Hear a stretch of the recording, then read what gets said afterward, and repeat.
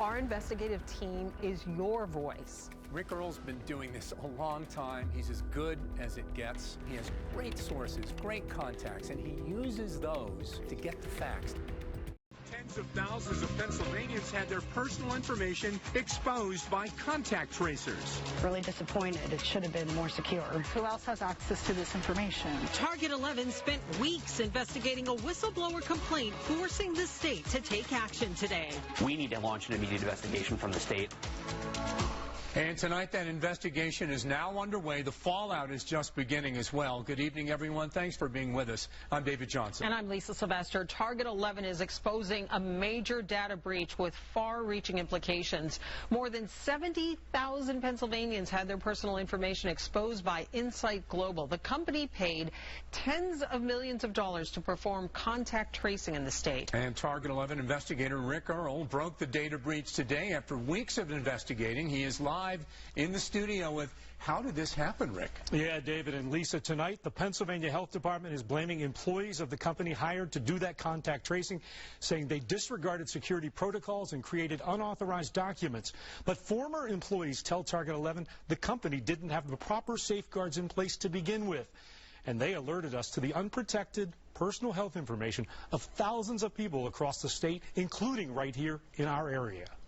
The tracer was able to reach contact. There's your number. Is that your cell? Yes. We showed Lisa Chapman of New Kensington. Is that you? Yep. And Zari Price of Washington, PA, the spreadsheets and documents containing their personal and health information. Quarantine for 28 days, as it is a household exposure. And the personal information of more than 70,000 people across the state who had contact with a COVID-19 case. See, we were under the impression that this was the health department, and it was all... It is the health department. No one's going to see this but the health department. What is your reaction as you look at that? I'm shocked. I'm very angry that I have, this information is just out there. It's not encrypted. I'm also very disturbed because who else has access to this information? Insight Global, a staffing company based in Atlanta, received a $23 million contract to hire 1,000 contact tracers in an effort to control the spread of COVID-19. But some former employees tell Target 11 the company failed to secure the information they collected from contacts. And they say they told supervisors, but nothing was done. Target 11 received links to spreadsheets containing personal information collected between last September and March. All we had to do, click on the links, no login or password needed, to view names of contacts and personal health information like this. His wife was positive. She should have been in isolation. It sounds like neither are following protocol. Another, 4 children in the home, in full emotional support and ADHD diagnosis. And this one, she is on psych meds for depression. She says she is suicidal. And some of the entries also contain phone numbers and emails. I'm looking through it. I can't believe the level of detail in here. We spoke to State Representative Jason Ortizai of Bridgeville about the compromised data. What is your reaction when you see something like this? This data is out there. All we had to do is click on a link that this whistleblower sent us, and we would have information like this right at our fingertips without it. We had no password, no password protection, no encryption or anything. Well, I think it's absolutely ridiculous, just to start. I mean, that's my first thought sitting here thinking, one, how could we let any of this happen? I mean, we're supposed to be good stewards of our constituents' information, especially from the state government level. People entrust us with this stuff. The Department of Health takes the safety and security of personal information extremely serious. We also reached out to the state health department and told them what we had discovered. Appreciate you bringing this to our attention. And as soon as you did, our first priority was to isolate and protect the information that was out there that you alerted us to. The links containing the personal information have now been shut down, and a forensic investigation is underway. We have some information from a whistleblower indicating that the company that you contracted with did not take the proper precautions to secure this data, that they didn't have passwords, they didn't have encryption. Have you discovered that? Well, in fact, it appears that the documents that were shared with WPXI were created entirely outside of the Commonwealth's normal, secure data handling process. In a statement to Target 11, Insight Global said, quote, We regret that information collected by our employees during COVID-19 contact tracing may have been made accessible to persons beyond authorized employees and public health officials. Our first priority has been to secure and prevent any further access to or disclosure of information.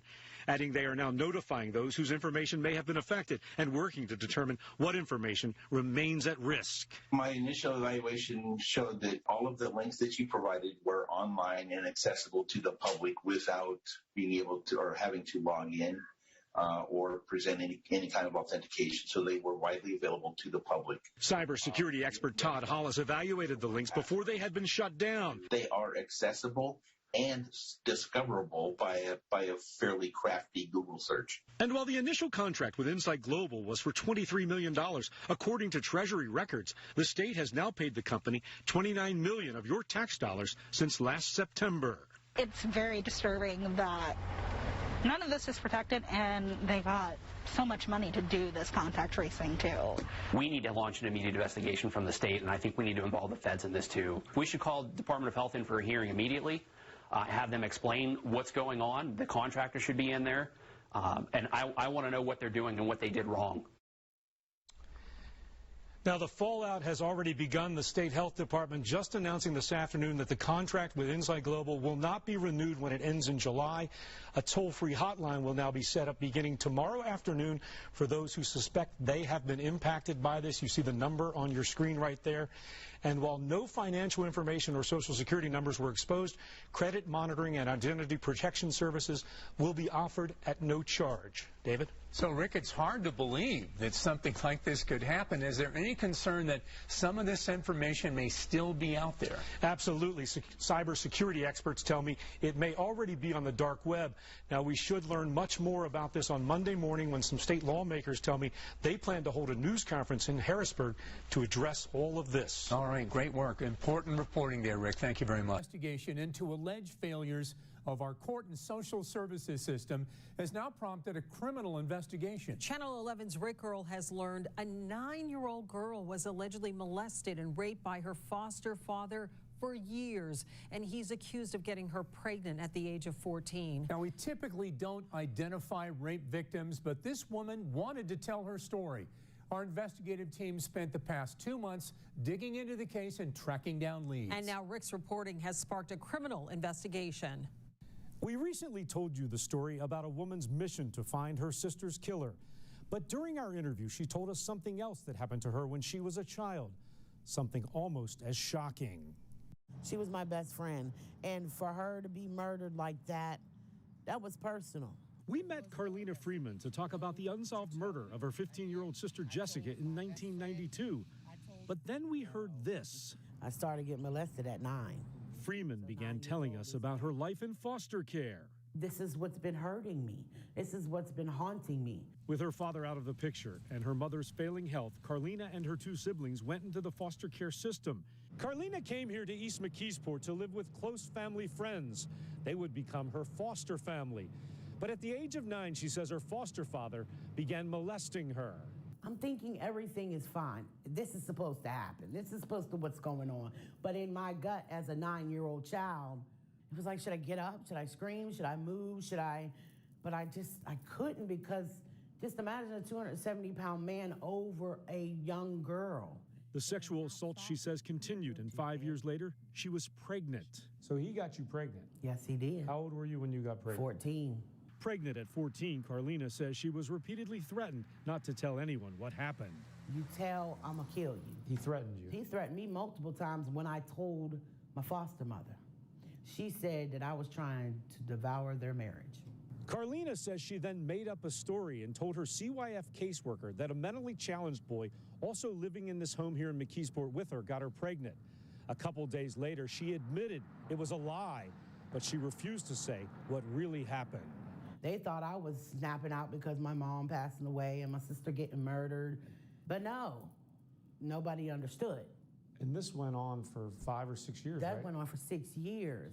After giving birth, Carlina returned to the same foster family. She says the sexual assaults continued until she left the home at 17.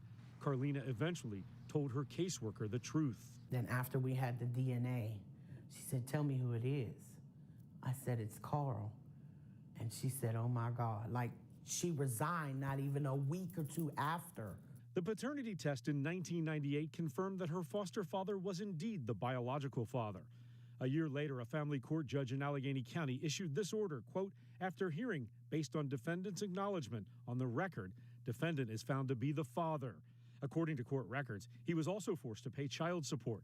But Carlina says he was never arrested or charged with statutory rape. He never went to jail? Never went to jail. There were no charges? No charges. And then I knew that... Was there an investigation? Do you recall? All I know is that Carl and Matilda were telling my nephew that there were people looking for them. That's why they left Pennsylvania. Target 11 reached out to current and former members of the Allegheny County Sheriff's Department, the District Attorney's Office, and Allegheny County Police. No one remembered the case. We also contacted Allegheny County CYF, and they declined to comment, citing confidentiality laws. We also talked to the courts, and they say it appears the judge who signed the order didn't actually hear the case, but signed off because all parties were in agreement. After our inquiries to multiple agencies, Allegheny County Police launched a criminal investigation into the rape case. They recently interviewed Carlina Freeman for several hours. I want to see them in jail. I want to be able to face them and let them know you wasn't going to keep me quiet. Carlina Freeman wants to know why her foster father wasn't arrested and charged years ago. Sources tell Target 11 it's unclear what happened, how this case fell through the cracks, why no one noticed the age difference, adding it appears to be a failure of both CYF and the courts. I want justice for what CYS did to me. You understand what I'm saying? CYS, no, you're not going to get away with that. When I've been calling from 18 till now, it took you guys to push. You couldn't get anything? I couldn't. Nobody would listen to you? Nobody would listen. They would say, well, where's the evidence that he's the father? And couldn't get nothing. I don't know if it was because of y'all, because they told me them papers was never there. Now, the statute of limitations doesn't apply in this case because Freeman is only 41. Police have until she's 50 to file charges. And police tell me the case is progressing, and they hope to bring it to a close very soon.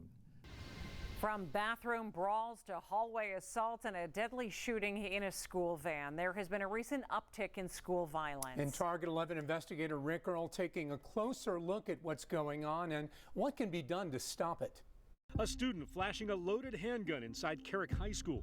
Another at Brashear flipping a student on his head, then repeatedly stomping him.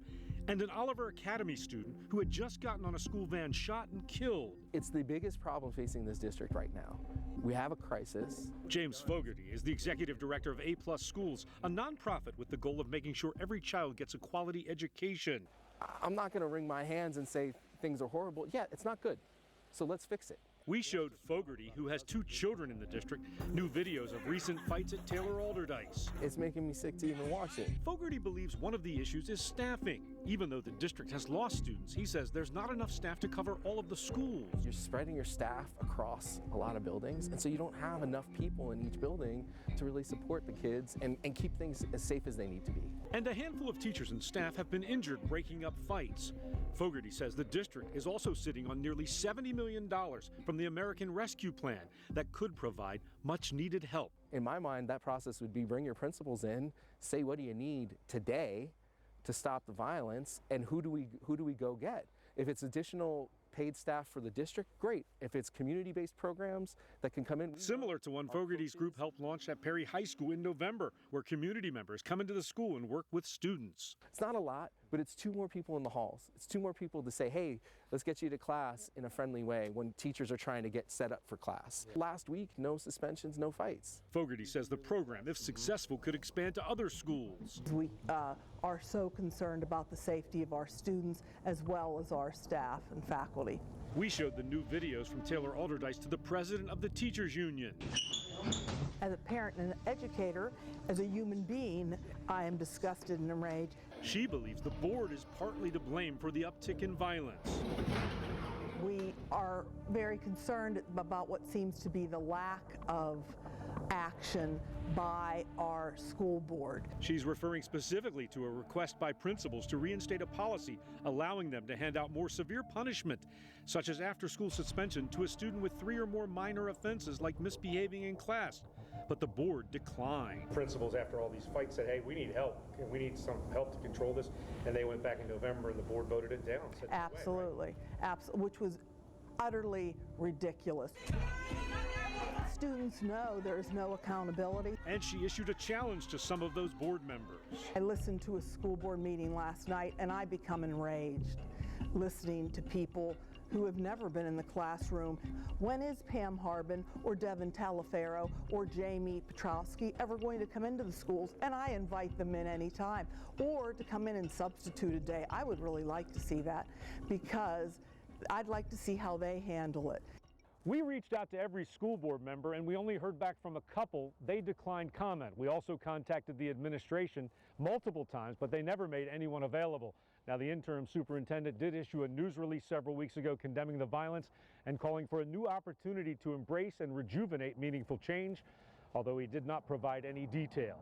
To sources, the Pittsburgh Public School District cut its police and security force in half over the last 2 decades, but some want to see that go even further. There's been a recent push in recent years to eliminate school police altogether. As some say they're over-policing minorities, and that's contributing to a pipeline to prison, but others say an uptick in violence is highlighting the need for more police. Target 11's Rick Earle investigates a controversy dividing a community. A student outside Oliver Academy shot and killed while getting on a school van. Another armed with a loaded handgun inside Carrick High School. And another suspected of hiding a gun outside Westinghouse. All of this happening as some social justice organizations during the past 2 years have called for the elimination of school police. So you're saying they shouldn't be in the school every day? Well, they don't physically need to be in the schools. The ACLU, in a recent report on school arrests, found that school police in Pittsburgh have contributed to what the ACLU and others have called a pipeline to prison by over-policing and arresting black students at 4 times the rate of white students. And they're now calling for more support staff like counselors instead of police officers. They say that model has worked in other cities. For the districts and the teachers that said that they proactively initiated more social workers, more counselors, really trying to connect with their students from the beginning and getting to know them, they actually found a decrease. They found better behavior than they've ever seen. But after a wave of violence since the beginning of the school year, including multiple fights at several Pittsburgh high schools, students with loaded guns in or near schools, and the deadly shooting of a student outside Oliver Academy, some are now calling for more school police officers. So there needs to be some change made, in reducing police is not going to affect the change that's needed to protect these kids from when they go into school. Eric Pettis' cousin was attacked 4 separate times by the same student at Brashear High School.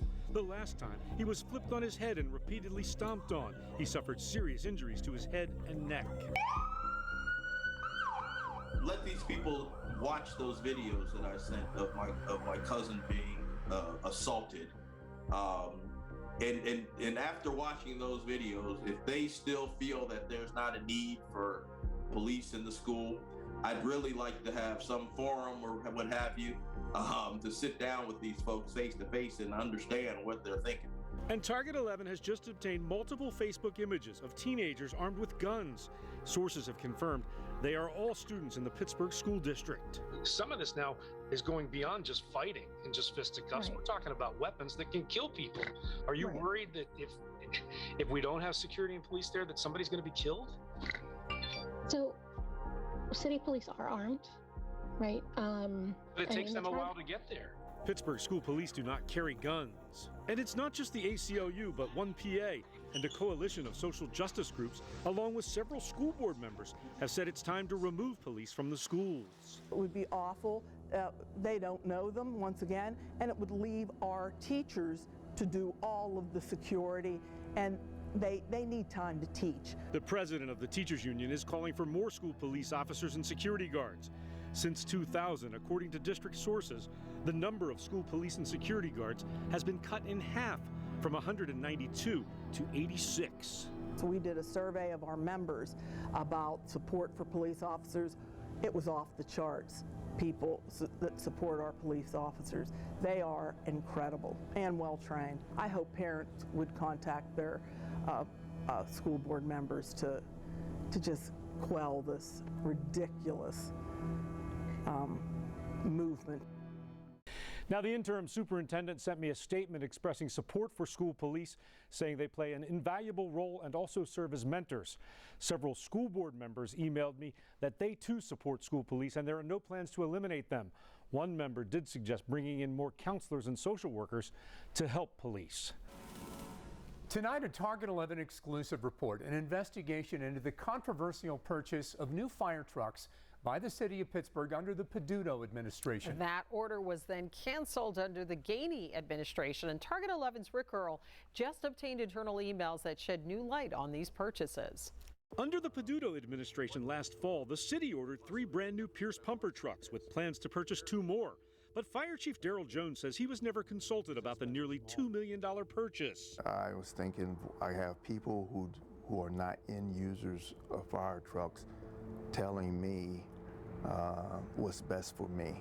So shocked, somewhat offended, to be honest with you. And the firefighters union says they weren't asked either. Absolutely blindsided. I've never seen something like this happen. Never seen somebody make a decision, or group, I don't know who or how many people made this decision, where the end users had no input or involvement whatsoever. And both claim the Pierce fire trucks that were ordered didn't meet the specifications needed for the unique weather conditions and topography in Pittsburgh. Among the issues, no galvanized wheel wells to withstand salt and corrosion, no extra insulation in the cab for noise control, and no heavy-duty brakes for the hilly terrain. The chief says in all, 97 deficiencies were found. That was all.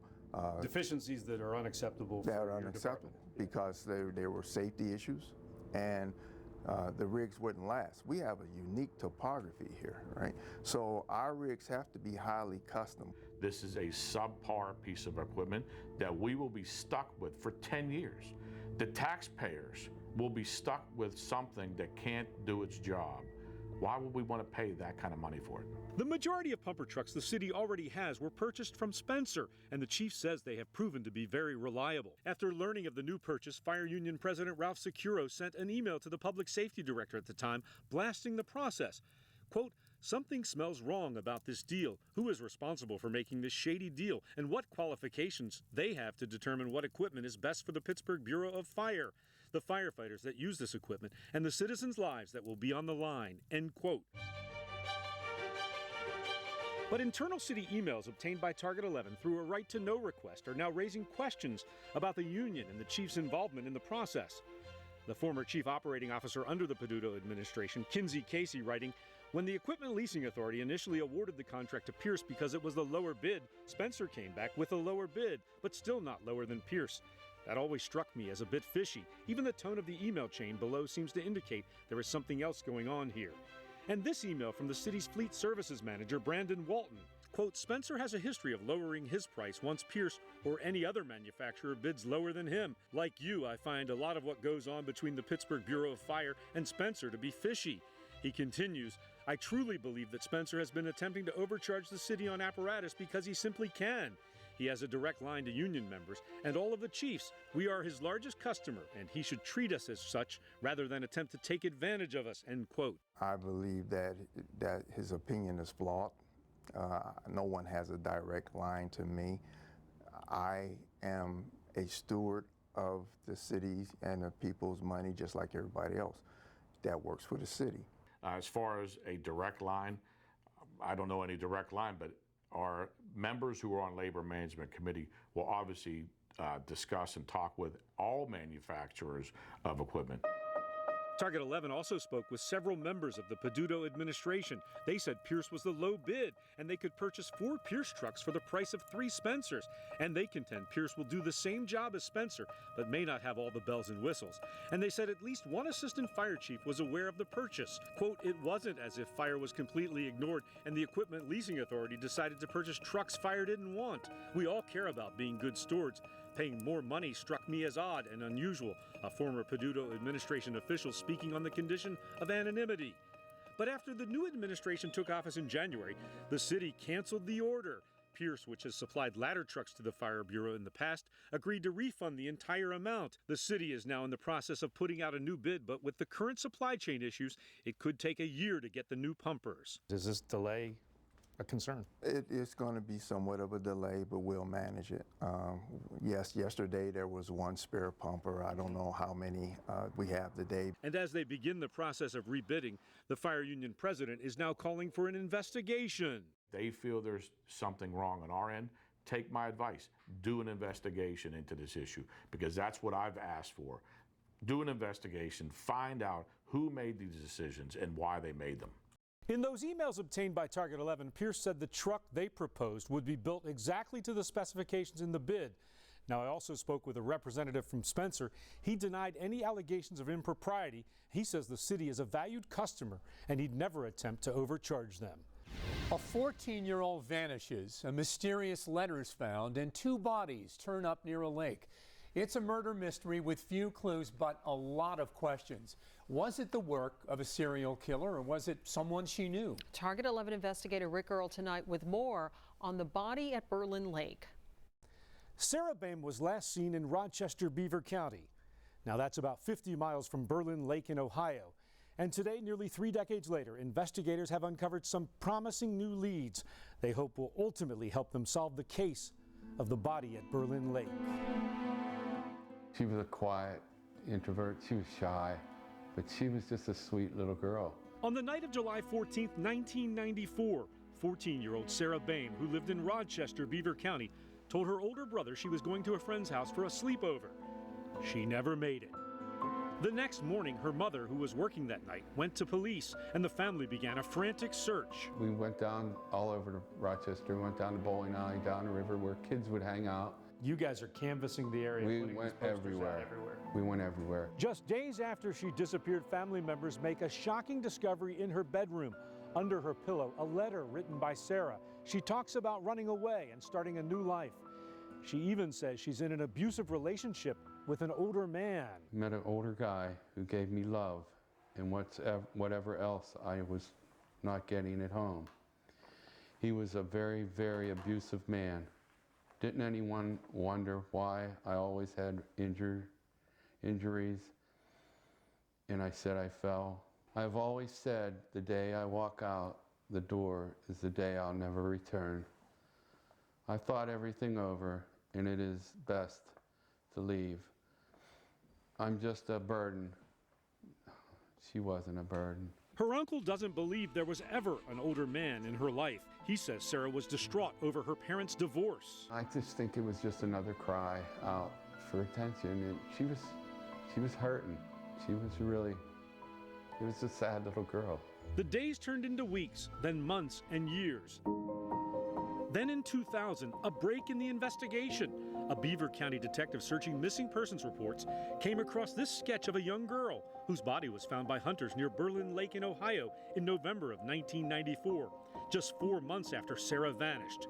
It's about an hour drive from Rochester. The detective made the connection, and DNA test eventually confirmed it was Sarah Boehm. There must have been some sense of relief that you could bring her home. We could bring her home, put her to rest, but for us, we have no rest until we find out who did that to her. We want justice for her. Investigators called it a violent death. She had been strangled, and the family got more disturbing and troubling information.